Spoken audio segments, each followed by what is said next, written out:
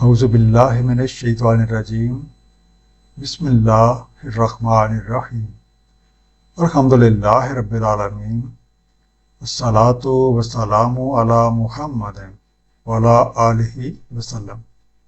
انشاءاللہ آج کی اس نشست میں ہم سورہ انبیاء کے 5ویں رکوع کا مطالعہ کریں گے۔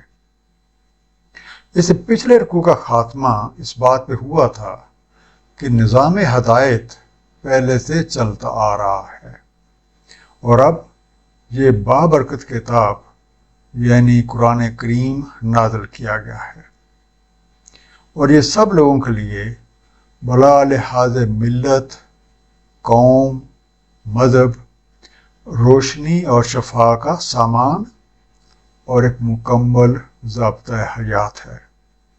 اب ہر کسی کی نجات کا واحد ذریعہ قرآن کریم پر صاحب قرآن نبی پاک صلی اللہ علیہ وآلہ وسلم کی سنت مبارکہ کے مطابق عمل کرنے میں ہے۔ آئیے مطالعہ قرآن کا آغاز اس دعا کے ساتھ کرتے ہیں کہ اللہ تعالی ہم سب کو نبی پاک صلی اللہ علیہ وآلہ وسلم کے طفیل قرآن کریم کا صحیح مفہوم عطا فرمائے۔ سورہ انبیاء رکوع نمبر 5 جو کہ آیات 51 سے 75 تک ہے۔ بسم اللہ الرحمن الرحیم۔ وَلَقَدْ آتَيْنَا إِبْرَاهِيمَ رُشْدَهُ مِنْ قَبْلُ، اور تحقیق ہم نے دی تھی ابراہیم علیہ السلام کو ان کی رشد اس سے قبل، وَكُنَّا بِهِ عَالِمِينَ، اور ہم ان کے بارے علم رکھتے تھے۔ اللہ تعالیٰ کا فرمان ہے کہ نظام ہدایت کے اسی سلسلے میں قرآن کریم کے نزول سے پہلے حضرت ابراہیم علیہ السلام کو نیک راہ کی سمجھ بوجھ عطا کی گئی اور ہم ان کے حالات اور واقعات کا مکمل علم رکھتے ہیں۔ اذ قال لأبیہ وقومہ، جب اس نے کہا اپنے باپ اور اپنی قوم سے، ما هذه التماثیل التی انتم لها عاکفون، یہ کیسی تماثیل ہیں جن پہ تم ہو اتکاف کیے ہوئے۔ قالوا وجدنا آباءنا لها عابدین، انہوں نے کہا ہم نے پایا اپنے باپ دادا کو انہی کی بندگی کرتے۔ قال لقد کنتم انتم وآباؤکم فی ضلال مبین، فرمایا تحقیق تم اور تمہارے باپ دادا رہے کھلی گمراہی میں۔ حضرت ابراہیم علیہ السلام نے جب توحید کا پرچم بلند کیا تو سب سے پہلا ٹکراؤ اپنی خاندان اور اپنی ہی قوم سے ہوا۔ آپ نے دیکھا کہ وہ لوگ اپنے ہاتھوں سے تراشے ہوئے بتوں کی پوجا کرتے ہیں اور انہی پہ مجاور بنے بیٹھے رہتے ہیں۔ جب آپ نے ان سے ان کی حقیقت کے بارے میں سوال کیا تو ان کے پاس اس بات کے علاوہ کوئی دلیل نہ تھی کہ چونکہ ہمارے آباء و اجداد ان کی پوجا کرتے تھے اور ان کی دیکھا دیکھی ہم بھی ایسا ہی کر رہے ہیں۔ عقل و دانش کا تقاضا تو یہ ہے کہ اپنی راہ کے انتخاب میں ہر ممکن احتیاط برتی جائے، کیونکہ کل کو ہر کسی نے اپنا حساب خود دینا ہے۔ آباء و اجداد ٹھیک راہ پہ بھی ہو سکتے ہیں اور غلط راہ پہ بھی۔ اب اگر آباء و اجداد غلط راہ پہ ہوئے تو پھر ان کی اندھی تقلید بہت نقصان دہ ثابت ہوگی۔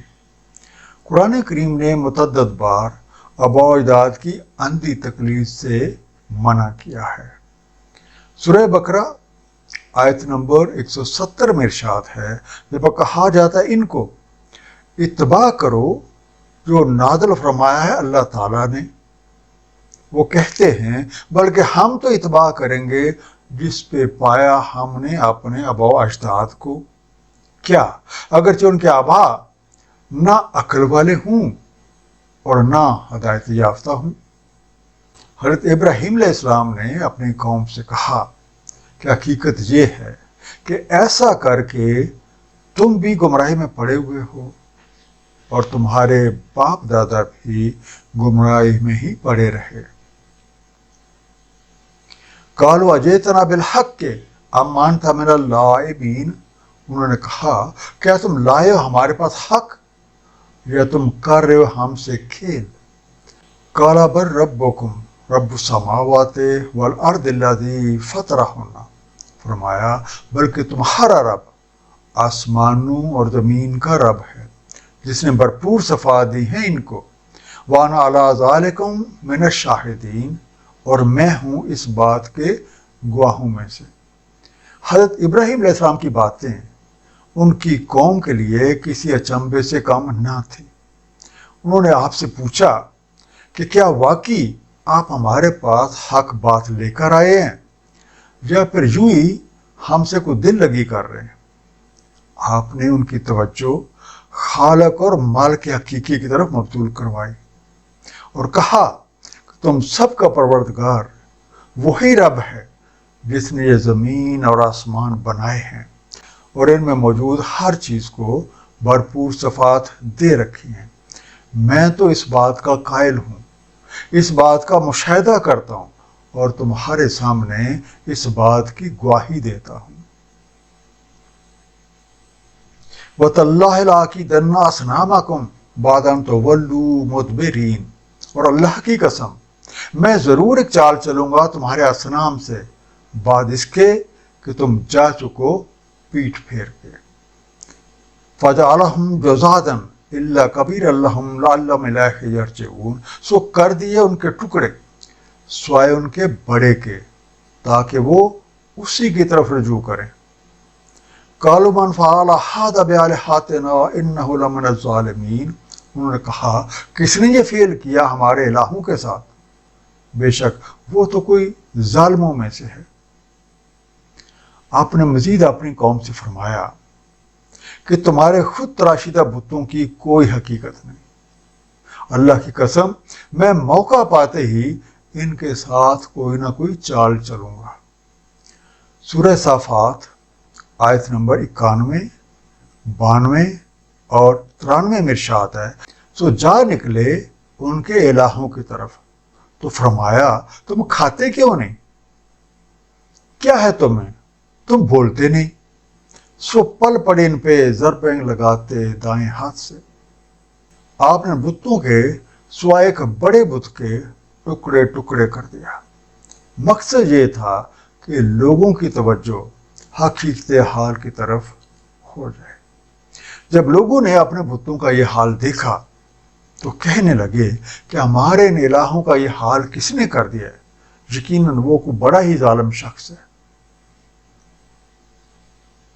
قالوا سمعنا فتى يذكرهم يقال له ابراہیم، انہوں نے کہا ہم نے سنا تھا ایک جوان کو ان کا ذکر کرتے، کہتے ہیں اس کو ابراہیم۔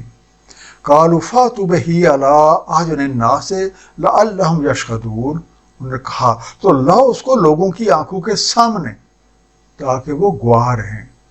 قالوا انت فعلت هذا بآلهتنا یا ابراہیم، انہوں نے کہا کیا تم نے یہ فعل کیا ہمارے الہوں کے ساتھ اے ابراہیم؟ کچھ لوگوں نے کہا کہ ہم نے ایک نوجوان کو سنا تھا جو ان بتوں کے بارے میں کچھ کہا کرتا تھا، اس کا نام ابراہیم ہے۔ باقیوں نے کہا کہ اسے فوراً لوگوں کے سامنے لایا جائے تاکہ سب دیکھ لیں اور پھر اس سے خوب پوچھ گچھ کی جائے۔ چنانچہ حضرت ابراہیم علیہ السلام کو وہاں بلا کے ان سے پوچھا گیا کہ کیا انہوں نے ان کے بتوں کا یہ حال کیا ہے؟ قال بل فعلہ کبیرہم ھذا فاسألوہم ان کانوا ینطقون، فرمایا بلکہ یہ فعل کیا ہے ان کے بڑے نے، تو پوچھو ان سے اگر یہ بولتے ہوں۔ فرجعوا الی انفسہم فقالوا انکم انتم الظالمون، سو وہ رجوع ہوئے اپنے من کی طرف تو وہ بولے بے شک تم ہی ظالم ہو۔ ثم نکسوا علی رؤوسہم، پھر اوندے ہو گئے اپنے سروں کے بال۔ لقد علمت ما ہؤلاء ینطقون، تحقیق تمہیں علم ہے کہ یہ نہیں بولتے۔ انڈر لائن لفظ ہے ینطقون۔ نون توئے کاف سے بنا. وہ اپنا معافی ضمیر بیان کرتے. They speak. ناقصو نون کاف سین سے بنا. واپس پھر پہ. ریٹریٹڈ.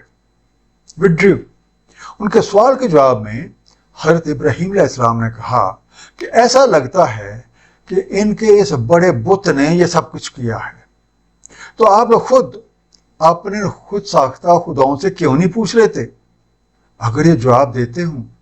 یہ زبردست دلیل سن کے لوگوں نے اپنے ہی اندر سوچا اور پھر بولے. یہ زبردست دلیل سن کر لوگوں نے اپنے ہی من میں جھانکا اور اپنے آپ سے بولے کہ بے شک تم خود ہی ظالم ہو.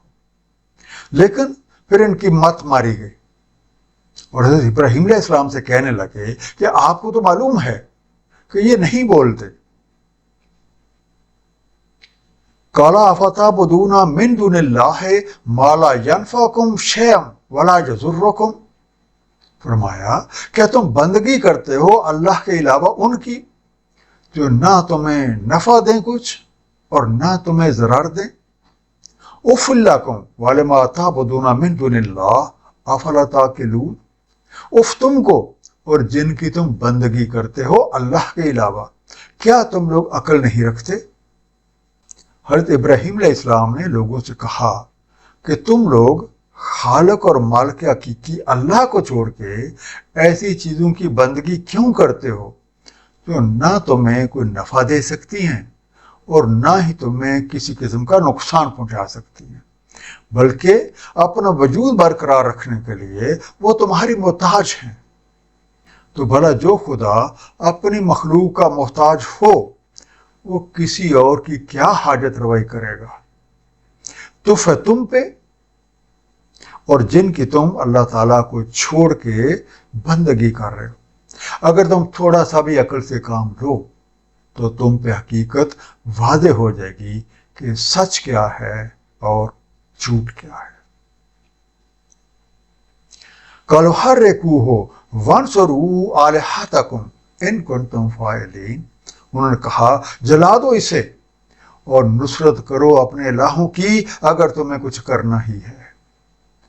قُلْنَا يَا نَارُ كُونِي بَرْدًا وَسَلَامًا عَلَىٰ إِبْرَاهِيمَ. ہم نے فرمایا اے آگ ہو جا ٹھنڈی اور سلامتی ابراہیم علیہ السلام پر. وَأَرَادُوا بِهِ كَيْدًا فَجَعَلْنَاهُمُ الْأَخْسَرِينَ. انہوں نے ارادہ کیا اس کے ساتھ ایک چال کا تو ہم نے کر دیا انہیں خسارہ پانے والے. انڈر لائن لفظ ہے بردن، بے رے تال سے. ٹھنڈی ہو جا، بی کول. آبا و اجداد کی اندھی تقلید کرنے والوں نے عقل استعمال کرنے اور غور و فکر کرنے کی بجائے اپنے مشتعل جذبات کی پیروی کو ہی ترجیح دی اور کہنے لگے کہ اگر تم لوگوں نے اپنے خداؤں کی بربادی کا انتقام لینا ہے تو ابراہیم کو آگ میں جلا دو. تاریخ اس بات کی گواہ ہے کہ جب بھی کسی فرد یا قوم کے معاشرتی بت کو توڑا جاتا ہے تو توڑنے والے کو آگ میں ہی ڈالا جاتا ہے، اور یہ طرز آج بھی اسی طرح سے ہے. چنانچہ ان لوگوں نے ایک بڑی آگ جلانے کا انتظام کیا اور ابراہیم علیہ السلام کو اس میں پھینک دیا، لیکن اللہ تعالیٰ کے حکم کے مطابق آگ ٹھنڈی ہو گئی اور حضرت ابراہیم علیہ السلام کو کسی بھی طرح کا کوئی نقصان نہ پہنچا. ان لوگوں نے اپنی طرف سے تو آپ کو نقصان پہنچانے میں کوئی کسر نہ چھوڑی تھی، لیکن الٹا خود ہی خسارے میں پڑ گئے. وَنَجَّيْنَاهُ وَلُوطًا إِلَى الْأَرْضِ الَّتِي بَارَكْنَا فِيهَا لِلْعَالَمِينَ. اور ہم نے نجات دی اسے اور لوط علیہ السلام کو ایک سرزمین کی طرف کہ برکت رکھی ہم نے جس میں عالمین کے لیے. وَوَهَبْنَا لَهُ إِسْحَاقَ وَيَعْقُوبَ نَافِلًا وَكُلًّا جَعَلْنَا صَالِحِينَ. اور دیا ہم نے اس کے اسحاق اور یعقوب مزید برآں، اور ہر ایک کو ہم نے کیا صالح. اللہ تعالیٰ نے حضرت ابراہیم علیہ السلام اور آپ کے بھتیجے حضرت لوط علیہ السلام کو بحفاظت وہاں سے نکال لیا اور اس سرزمین کی طرف لے گئے جس میں جہاں والوں کے لیے برکتیں رکھی گئی ہیں. حضرت ابراہیم علیہ السلام کو اللہ تعالیٰ نے اسحاق علیہ السلام عطا فرمائے، اور مزید برآں حضرت اسحاق علیہ السلام کے بیٹے یعقوب بھی، اور ان سب کو صالح بنایا۔ وَجَعَلْنَاهُمْ أَئِمَّةً يَهْدُونَ بِأَمْرِنَا، اور ہم نے کیا انہیں امام، ہدایت کرتے ہمارے امر کے ساتھ۔